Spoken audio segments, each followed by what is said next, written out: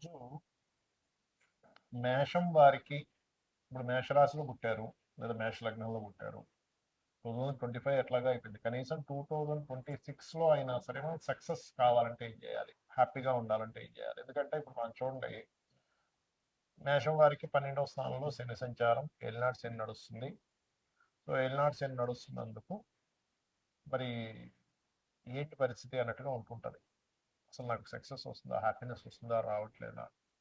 Triggering అని ఉంటుంది ఆస్ట్రాలజీలో. అంటే మనం ఏ గ్రహాలను మనం పట్టుకొని ట్రిగర్ చేసుకుంటే, ఏ ప్లానటరీ పొజిషన్స్ ఎట్లా ఉన్నాయి చూసుకుంటే మనం సక్సెస్ పొందొచ్చు అనేటువంటి అంశాలు చెప్తుంది. నేనైనప్పటికీ కూడా చెప్పిస్తుంది ఈ సాక్షాత్ లలిత అమ్మవారికి భావిస్తూ. అసలు మీకు ఫస్ట్ దేన్ని బ్యాలెన్స్ చేసుకుంటే మీరు 2026లో కంప్లీట్ సక్సెస్ పొందుతారు చూసుకుంటే కనుక, మనకి థర్డ్ హౌస్లో జూపిటర్, ఫిఫ్త్ హౌస్లో కేతు, 12th హౌస్లో శని ఉన్నాడు. బట్ రాహు సక్సెస్ స్థానంలో ఉన్నాడు, గుర్తుపెట్టుకోండి. 11th హౌస్లో ఉన్నాడు. అంటే రాహు చాలా మేజర్ దీంట్లో ఉన్నాడు ఇక్కడ. మీరు అంటే మీరు ఏదైనా ఆన్లైన్ త్రూగా మీరు కనుక ఏదైనా బిజినెస్ చేస్తున్నారు, ఆన్లైన్ త్రూ చేస్తే ఖచ్చితంగా సక్సెస్ వస్తుంది. ఇక్కడ ఏంటంటే మనం చూడండి, ఏదైనా ఒక పర్సన్ మన దగ్గరికి ఏదైనా వస్తువు కొనుక్కోడానికి వచ్చినప్పుడు మన బాడీ స్ట్రక్చర్ దగ్గర నుంచి, మనం మాట్లాడే విధానం దగ్గర నుంచి, మనం దాన్ని ఎక్స్ప్లెయిన్ చేసే దాని దగ్గర నుంచి, వాళ్ళ ఇంట్రెస్ట్ ఏంటి, వాళ్ళ టేస్ట్ ఏంటి తెలుసుకొని మనం చూపించే ప్రోడక్ట్ని బట్టి అది అమ్ముడుపోతుంది.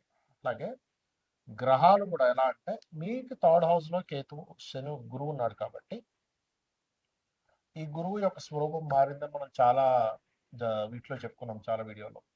అందుకని మీరు ఏం చేయాలి, ఎప్పుడు కూడా మీరు వివరించేటప్పుడు కొంచెం జాగ్రత్తగా చూసుకొని మాట్లాడాలి. న్యాచురల్గా గురువు థర్డ్ హౌస్లో ఉంటే బాగా వివరించగలిగేటువంటి ఇది వస్తుంది వాళ్ళకి. కాబట్టి ఇంకోటి, ఏదైనా ఒక నిర్ణయం తీసుకునేటప్పుడు కూడా జాగ్రత్తగా చూసుకొని నిర్ణయం తీసుకోవాలి. అంటే ఇక్కడ ఏంటి, మాట, నిర్ణయము, అలాగే వీలైనంత మటుకు సేవ. ఎందుకంటే 12th హౌస్లో ఎల్నాడు శని అంటే ఎంతసేపు శని నాకేం కలిసి రాదు ఇది కాదు మనం తెలుసుకోవాల్సింది. సేవా సంబంధించిన వాటిలోకి ఎక్కువగా వెళ్తూ ఉండాలి. అందులో ధనుసు రాశిలో ఉండేటువంటి శని కాబట్టి ఎక్కడైనా దేవతా ఆలయాలు ఏదైనా సేవ జరుగుతుంటే అక్కడికి వెళ్ళండి. అలాగే ఇది ఒక యాక్టివ్ పాయింట్ అంటారు. అంటే మీకు ఈ సంవత్సరం మీరు అనుకున్న సక్సెస్ రావాలంటే ఏం చేయాలి అనే దానికి, ఫస్ట్ ఆఫ్ ఆల్ మీరు నవగ్రహాల్లో బుధగ్రహం ఉంటుంది. బుధుడు అలాగే శుక్రుడు, ఈ 2 గ్రహాల దగ్గర దీపారాధన చేసి ఒక 9 ప్రదక్షిణాలు చేసుకొని, బాగా గుర్తుపెట్టుకొని, బుధగ్రహము శుక్రగ్రహం దగ్గర దీపారాధన చేసి ఒక 9 ప్రదక్షిణాలు చేసుకొని,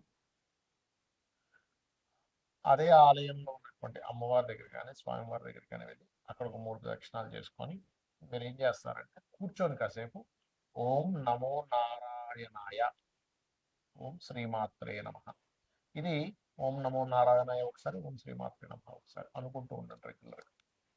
మీరు కొన్ని పుష్పాలు కానీ బిల్వ పత్రాలు లాంటివి కానీ తీసుకెళ్ళి స్వామివారి దగ్గర అమ్మవారి దగ్గర పెట్టి కూర్చొని చేయండి.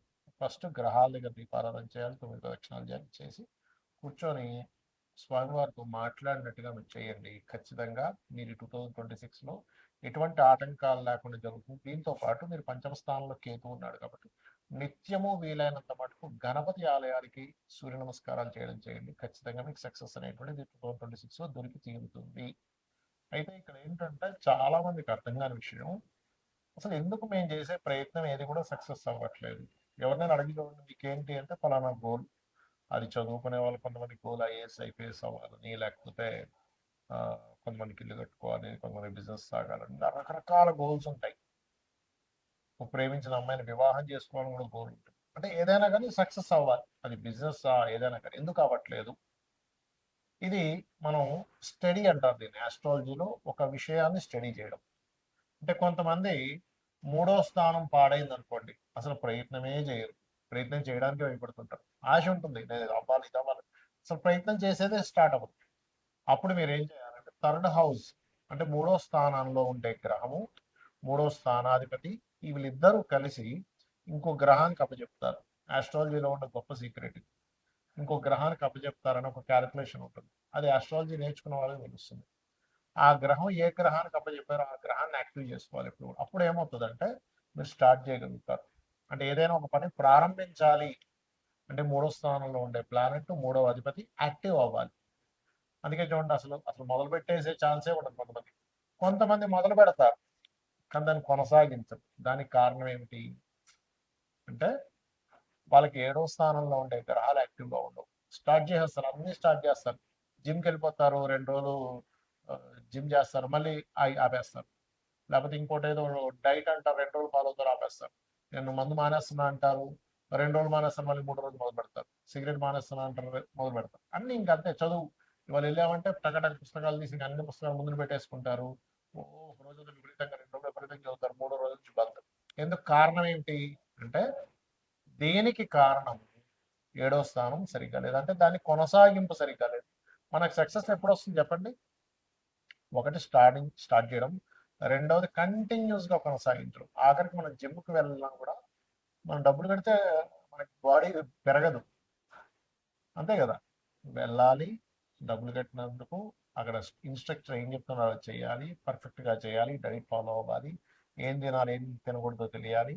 దానికి కంటిన్యూస్గా 1 ఇయర్ 2 ఇయర్ కంటిన్యూస్గా చేస్తే బాడీ బిల్డ్ అవుతుంది. అలాగే మనం ఒక సక్సెస్ రావాలంటే అసలు ప్రారంభించడానికి ఆటంకాలు ఉంటాయి, రెండవది ప్రారంభించింది కొనసాగించడానికి ఆటంకాలు ఉంటాయి, 7th హౌస్ పాడైతాయి.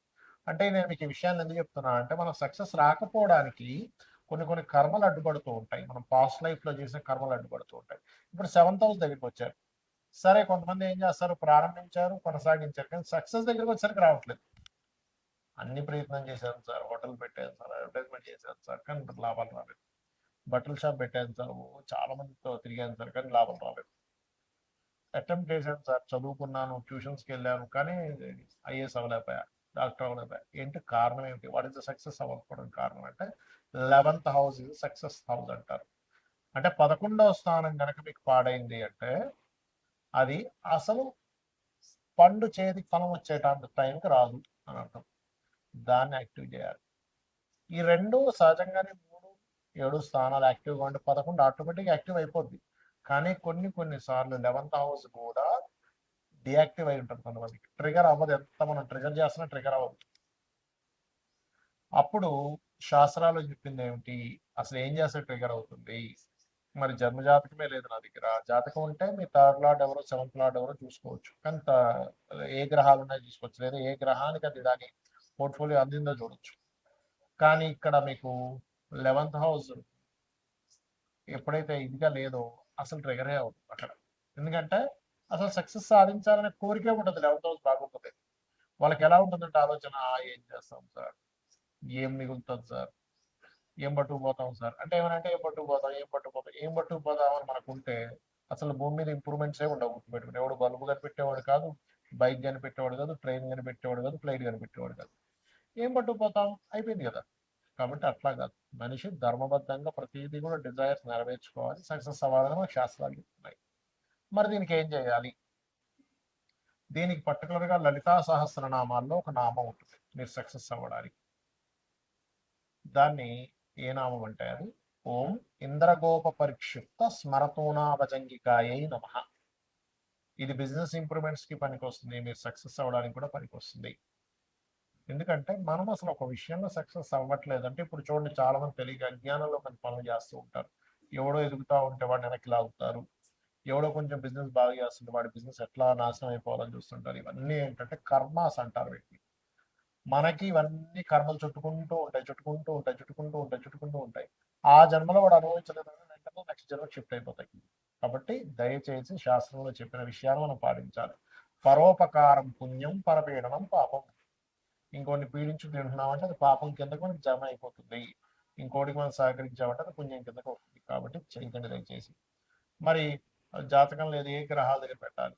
బుధ శుక్ర గ్రహాల దగ్గర దీపారాధన. ఇప్పుడు గురువు కూడా మిథునంలో, న్యాచురల్ మిథునంలో గురువు ఉన్నాడు. ఇప్పుడు గురువు శుక్ర బుధ ఈ 3 గ్రహాల దగ్గర దీపారాధన చేసి ఇప్పుడున్న ఈ 2026లో నేను చెప్పినటువంటి ఇందాక నేను చెప్పిన మంత్రం ఏదైతే ఉందో లలితాహాస నామం ఓం ఇంద్రగోప పరిక్షిప్త స్మరతోనా భజంగికాయ నమః చేస్తూ మీరు దుర్గా ఆలయానికి వెళ్ళండి. ఈ సంవత్సరం ఖచ్చితంగా, అంటే గణపతి దుర్గా 2 ఆలయానికి వెళ్తూ ఉండండి.